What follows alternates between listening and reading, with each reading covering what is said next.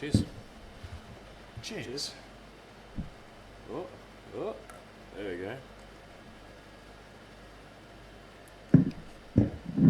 go. Welcome to the Highlight Reel.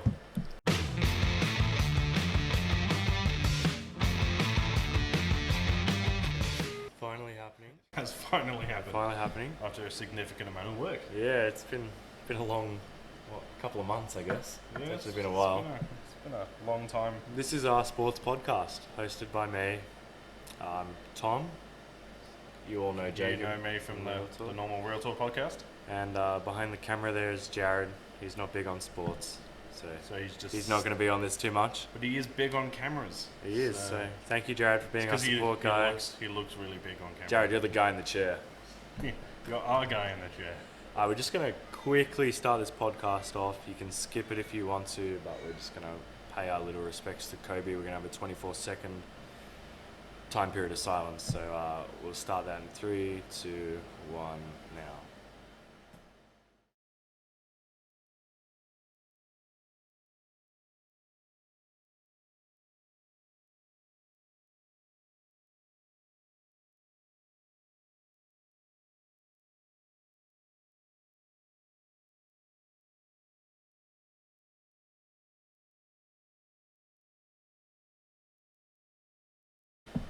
Rest in peace to probably the greatest Laker of all time, top 3 basketball player. For mine, he's on the Mount Rushmore of the NBA.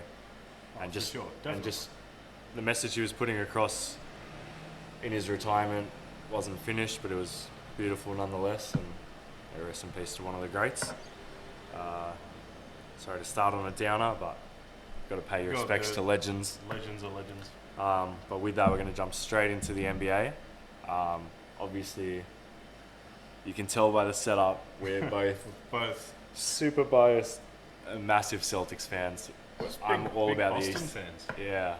Across all sports. You'll see that motif coming up quite a lot. Yeah, I'm all about the Eastern Conference altogether. Boston, obviously, my number one team.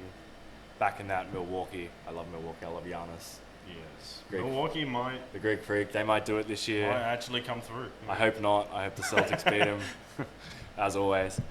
But with the season sort of midway through, we're just coming up to All-Star break, and there's been some crazy All-Star selections that at the beginning of this year I definitely didn't pick. The one I definitely didn't pick coming out of nowhere was Bam Adebayo. Yeah, that's a weird pick, but I kind of like it. He's had a fair few triple-doubles this year. He's been playing very well. Yeah, he's just in form. Sort of come out of nowhere, really. Yeah, and that's what hard work gets you, and I really respect that he's been selected, and they've shown him, a bit of respect on what he's doing. I know you don't have players like Steph's injured, Clay's injured, Kyrie's not in it because he's been injured, Karl Anthony Towns has been injured, Paul George has been injured, so the usual suspects are missing, but I think it's a great opportunity, for the young guys. I mean, Lucas. It's always a better thing if you. I mean, it's never good to have a player injured, but if you could by having it, you do give some of the younger guys a better spot. Yeah, we'll hold back on the All-Star team list real quick, and I'm going to jump into the Mountain Dew 3-point shootout. See, I've not seen anything for this. Which is super crazy. This is interesting for me. So we got David Bertans, who last year everyone thought he should have been in it. He shot 48% from 3 or something last year, lights out. And he's finally been recognised. Devontae Graham, who is a rookie, no one really backed him. He wasn't a lottery pick. He wasn't a high draft pick. Just really worked hard, and turns out he's a lights-out shooter and just really playing well for Charlotte in the absence of Kemba coming over to the greatest team in the East. Oh, definitely, yeah. Then you got Joe Harris, defending 3-point champion. Knockdown. So. He's good. Buddy Hield, who I don't think has shown his full potential for Sacramento. He's a gun, but we all thought Buddy Hield would take over Sacramento, be the lead guy. And he just hasn't yet. It's De'Aaron Fox. De'Aaron Fox, a freak. He's a great player. And he's kind of outshined Buddy, but not to say Buddy's doing bad. If you're in the NBA, you're one of the best in the world. So there's that. Yeah, well, what was it? We worked out there's, 260... 250 something. 250 something 252? registered players in the NBA. Yeah, it's, You've got to beat hundreds of thousands of players to get there. yeah, So, it's wild. And then moving on, we got Duncan Robinson from Miami. He knocked down some big shots last game, actually. Then we got, these are like my three sort of favourites to win it. We got Zach LaVine, who, when he gets hot, we saw that game against, it might have been against Sacramento, actually. Yeah. Is he going to operate in He hit like 13 a three-point setting, though? I think a so. competition he won, setting rather than a game setting? I mean, he won the dunk contest. He's no stranger to being out there by himself and just letting it go. Yeah, true. But he's got tied the NBA record for most threes in a game, 13. So he can definitely Tied with Steph and Clay, obviously. Then Trae Young, who we all know Trae can shoot, and he likes to shoot from anywhere. And apparently they've added 2 extra spots to the three-point contest, 6 feet behind the three-point line. So essentially, what, 5 points? I don't know the point system. I just know it's 2 extra shots. That's well within Trae Young's logo Trae, they're calling him. It's way within his range. Ice Trae. So what's the maximum points? The old point system was out of 30. Yeah. 30 possible points. I think it'll now be probably just 34, and they'll just be worth 2 points. But okay. If you so get you to get him, an extra, like a bonus. if you get to him, you can shoot him, and we got players who can knock him down. And then my favourite to win it, just because he's been on fire lately, is Damian Lillard. Yeah. Well, Damian Lillard. He's been averaging like 40 for the past month. Like since Kobe passed, he's been averaging like 40 and 10. Like he's through the roof, hands down, right now the best point guard in the league. And knockdown from anywhere. Like he's pulling up from a couple steps inside half court, draining it like it's a free throw and then jogging back. So he's obviously top of my list. I think David Bertans is my little underdog. I actually think he's going to go lights out, go nuts. Who do you got? Who do you reckon? I reckon we can go back to back. Who, Joe Harris? Yeah. Yeah? I reckon he can. He's done it before. That's very true. Then we got one that gets overlooked a lot is the skills challenge. I really enjoy it. You just dribble around some things. It's a few passes, make a layup, dribble up court. Then I'm pretty sure it's a 3-point shot, and that's it. Winner. Yeah, but and it's a race against can't 2 people. The basics. It's a race against 2 people. You got Bam Adebayo, because there's always big men in this comp. So Bam Adebayo, I don't think he can shoot a 3-pointer to save his life. So we'll see how he goes. Obviously, if you're in the NBA, you can let him go. You know where the hoop is. Patrick Beverley, he's underrated. I think he's a very good player, but I don't think he's very competitive, so he'll do well. But I don't think he's going to win it. Yeah. At all. I just don't think he's clutch enough, if that makes sense, to shoot threes in the pressure scenario. Spencer Dinwiddie, he's clutch. I back him. I actually think he's going to win it. I think he's great. Chris Middleton, great 3-point shooter, so he can knock down in the clutch when they need, but I don't think he's going to have everything else down packed. I don't think he's going to have the passes. Not going to be fast enough? Or? Yeah, probably not. Derrick Rose is not going to have an issue with speed. No. He's lightning quick. Guy can take off. And he's a great passer. So Derrick Rose is also one of those guys where if he's feeling good, he can hit the shot. He's going to win it. Yeah. DeMontis Sabonis. Yeah. For the Pacers. Well done for not for the mispronouncing Pacers. that. Thank you. Yeah. Credit where it's due. For the Pacers, he's super underrated. First time All-Star. He's got the second most double-doubles in the NBA. Yeah. Or the third most double-doubles in the NBA, which is crazy considering Giannis is averaging a double-double, and so is LeBron. Yeah. So, I mean, there's 2 guys averaging a double-double. This guy's right up there with 2 of the best in the league. He can move really well for a big guy, and he can shoot, so see how he goes in the comp. Pascal Siakam.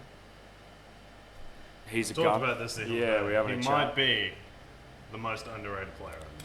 Yeah, he's definitely, I think, top of the level for most improved player this year.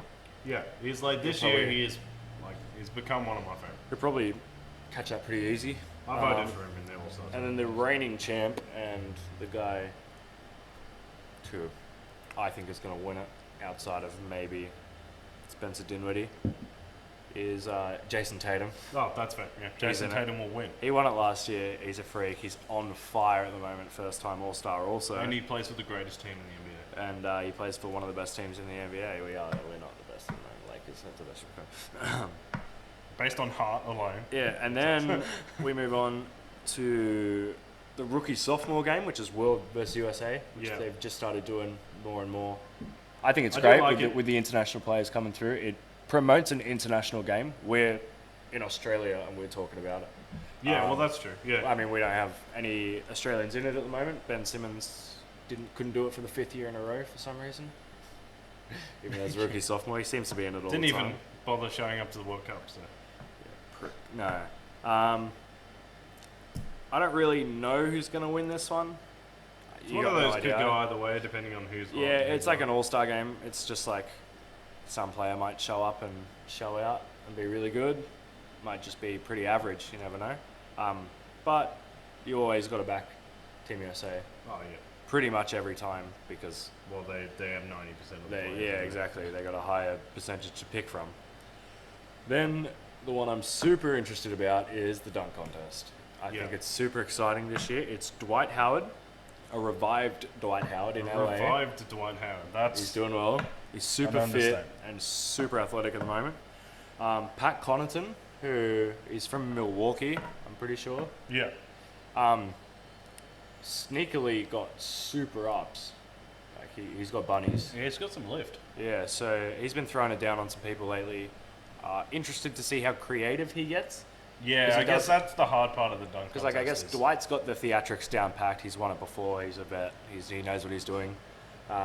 This is a new guy. We're not really too sure how he's going to go with it. Then we got Derek Jones Jr., last year's champion, can jump out of the gym, like head above the rim, no dramas with height. Super uber athletic. So if he can throw something creative together, watch out. It's going to be ridiculous. And then we got a little returning one that I'm super excited. Is Aaron Gordon, who we all know with that classic like matchup against Zach LaVine. Yeah. I think that was 2016 dunk contest maybe. Maybe 2017 actually. But yeah, it was a few years ago. Oh man, that was wild. I mean, one against one. Duncan from the free throw line for Zach LaVine to win it. Aaron Gordon pulling out all the stops, like, oh, wow. You go over the mascot? I feel like Aaron Gordon might have even got robbed, so a bit of redemption maybe for Aaron Gordon. I would argue the most athletic guy in the league. He'd be up there as in my top 3 most athletic guys in the league. Even now, watching him, like, yeah, he's still got bunnies jump out of the gym. Like, he's going to be up there. And then we got the All-Star game. Team LeBron, Team Giannis. Team LeBron will be wearing number 2 for Gianna Bryant. Yeah. And Team Giannis will be wearing 24 for Kobe.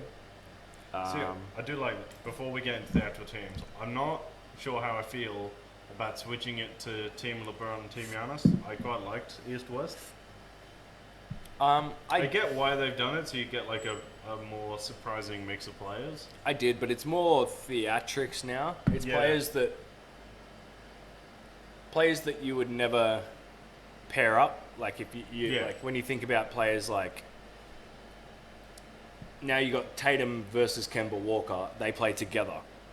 So if it's East versus West, that's never going to happen. Yeah. With the picking system, you can get picked opposite a guy you play with day in, day out, best mates with. You know everything about them, so you know how they move, how they're going to work. So I like it in that aspect. They got a new system this year. It's 12-minute quarters, which is normal, but each quarter points start at 0. So you can win every quarter, and each team that wins that quarter, money goes to the select charities that LeBron and Giannis have selected. So it's more. Is there like an overall against another bonus or? No, I think it's just each quarter. Oh, okay. So I think it's like $200,000 a quarter. Like it's kind of interesting because you could lose 3 quarters by a point and then blow them out by 15. Yeah, well, I think when you got charity on the line and something that players care about, you're going to play a little harder, knowing that you're going to give $200,000 to a cause that's And needed.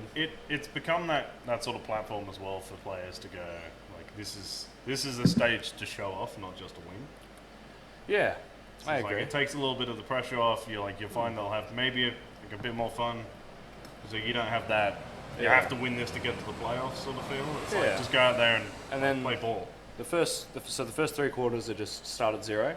Yeah. Then they're going to add all the points up through 3 quarters, and whichever team has the highest. So say Team LeBron scores 100, Yeah. and Team Giannis scores 94. They're going to add 24 to the highest total, so it'll be 124. And it's first team to reach that number, 124, in the 4th quarter. Clock off. So that in that point, Team LeBron would only have to score 24 points. Team Giannis would have to score 30. Yeah. In the 4th quarter, no time limit, and that's where you play to win. Yeah. No, I do like. And that. I like the idea of having 3 quarters, because that gives you an opportunity to have 3 buzzer beater quarter winners, Yeah. which is awesome. It's also with now the end game being about the 3 quarters, not about the total game. I reckon we're going to get some coaches drawing up plays out of timeouts late in the Late in the quarter. first and second we're and gonna stuff, yeah. So we're going to see a bit more structure and coaching, which is all about basketball. So it's going to be spectacular. Who are the coaches? Do we know? I don't remember. I would assume it's going to be who's the Lakers and LA Milwaukee coach? coach. What's his name? I've just done a Jared. I'm sorry. What? Do you want me to Google it? Yeah, Google it. And then, I'm pretty sure Nick Nurse is the Milwaukee coach, but I'm definitely wrong. Look up both coaches, because you've put me on the spot. Because you're a Do you want prick. me to just look up who the? All-star coaches are, yeah. While you do that, I'm going to get into the teams. Yep. Team LeBron is stacked. It's straight up stacked. It's ridiculous. He's got himself, Anthony Davis, Luka Doncic, James Harden, Kawhi Leonard starting. That's a ridiculous team. The Joker, Nikola Jokic on the bench. Damian Lillard, Dame time, he's on the bench. Chris Paul, Domantas Sabonis, Ben Simmons, my boy Jay Tatum, and Russell Westbrook. Yeah, That's so a it's- stacked team. It's Nick Nurse for It is Team Nick- Giannis. yeah, it is who's Nick Nurse. the coach for the Raptors. Yeah, Nick Nurse, that's right. And he's Frank Raptors coach. Vogel. Frank It's, Vogel, that's the one. LA Lakers. Yeah, he's LeBron. LeBron. That's a stacked lineup for LeBron. That is a stack. But I think it's a stacked lineup of individual yeah. players. I think agree. except obviously Ben Simmons, Chris Paul, Jokic are all great passers, but I don't know how they're going to go in this. Everyone there seems to handle the ball, so I don't know how they're going to share that around. Moving on to Team Giannis Antetokounmpo, Joel Embiid, Pascal Siakam, Kemba, and Trae Young. Yeah. So I think they have. They've got a good team. Yeah. Like I think- LeBron's got good players. Giannis has got a good team. I think it's a good matchup. I think the only thing that's going to be tough is LeBron's starting lineup has good length at the guard role, so I don't know Yeah. how Trey and Kemba are going to cope with that. But alternatively, I don't think James Harden can guard Trey or Kemba, No. so a mismatch there as well. And then onto the bench, Bam Adebayo, Jimmy Butler, Rudy Gobert, Brandon Ingram, Kyle Lowry, Chris Middleton, and Donovan Mitchell.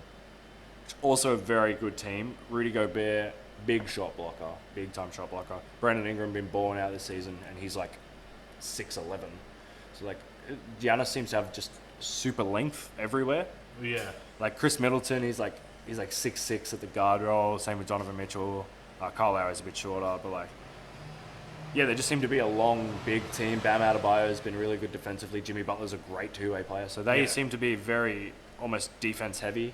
Long arms, long limbs. It's actually long a kind players. of good match because if you think about it, it's very offense heavy to defense. Yeah, heavy. so we'll see how. Is the best offense a good defense? I guess we'll find out. If you make your shots, you get to set up defense. So we'll see. It's a risky move, Cotton. Let's see if it plays out. Going into that, who? Great reference.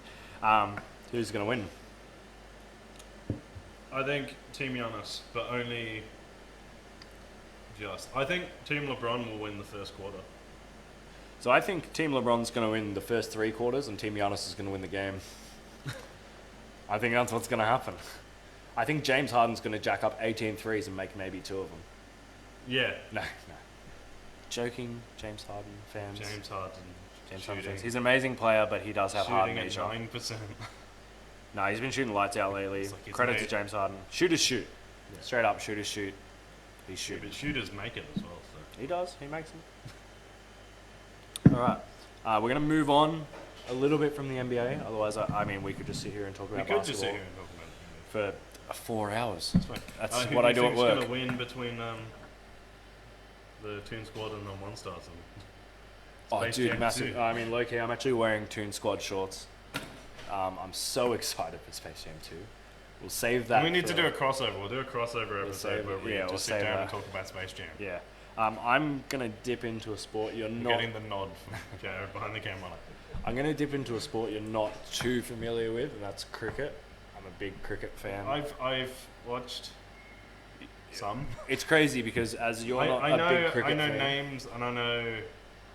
Sort of how the dip game in and works. out. I know who wins because I Yeah. like check scores, but I'm not I couldn't sit there and watch 5 hours of cricket. Yeah. So Which is funny because you've been to the mecca of Australian cricket, the MCG, and I have. And I and haven't. you know what? Going to the cricket, I enjoy. I can't sit there and watch on TV. I can just watch cricket non-stop for 85 days. It does not bother me at all. I really enjoy it. But the Big Bash final just happened 2 nights ago for us. Okay, yeah. And? Sydney Sixers beat Melbourne Stars. Melbourne Stars, the best team all year, choked in the finals.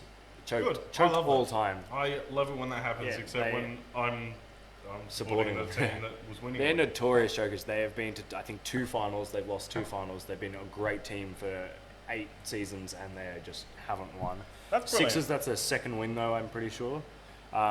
With Philippi, he's like a super, I mean, he might be early 20s. I think he's younger than me. He's super young, so early 20s, and who's knocked a pretty good 50 in the final, so like impressive stuff for a young guy. That's pretty impressive, I'll give him that. And then the next day they did we've had some pretty awful bushfires, and they did a bushfire relief game with all the legends. Yeah. It was one of the coolest things I've ever seen. Who played in that? Because I saw a few and I So couldn't work out what was it's like Team Ricky legit and Ponting. what was a meme. Team Ricky Ponting versus Team Adam Gilchrist. 2 super legends of Australian Yeah. cricket. Brian Lara played. Yeah. Probably the best West Indian cricketer to ever live. He hit 30 off 11 balls and then retired himself. The little master, Sachin Tendulkar, did a little halftime thing. Still got it. All those players still have it. Andrew Simons looked in good nick. Shane Watson, I mean, he should come play for the Thunder next year. We need somebody. He can come back to the Thunder. We had him last year, the season before. But yeah, so we'll talk more about cricket. I'm going to have a few more guests on future episodes, and we'll dive into cricket a bit more. Yeah. But yeah, congratulations Sydney Sixers on your Big Bash victory. And then we're going to scoot into Premier League territory. Working at TJ's, where we are today. Thank you for allowing us to be here, TJ, the man himself. Working here, if you don't watch Premier League, you cannot talk to anyone.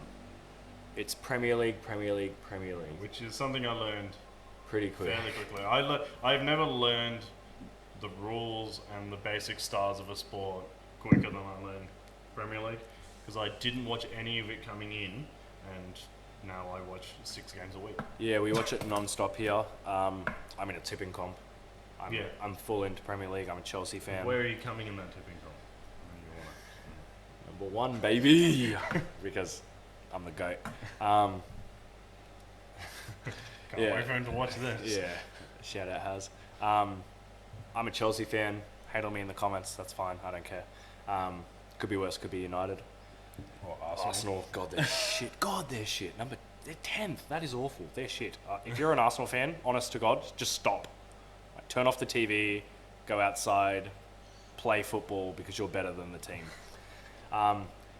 But working here, we work under and with 2 super Liverpool fans, our boss and his son Trent. We got Anfield Road sign entering the bathroom, everything. He's a crazy Liverpool fan. Virgil.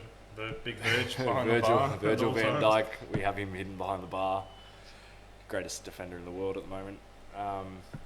They've snuck in front by 22 points. That is the biggest margin any team has been in front in the Premier League ever. So roughly, how many wins in front is that? So how many Well, points you it's get? 3 points a win. So they're you're 7 and a wins bit. in front.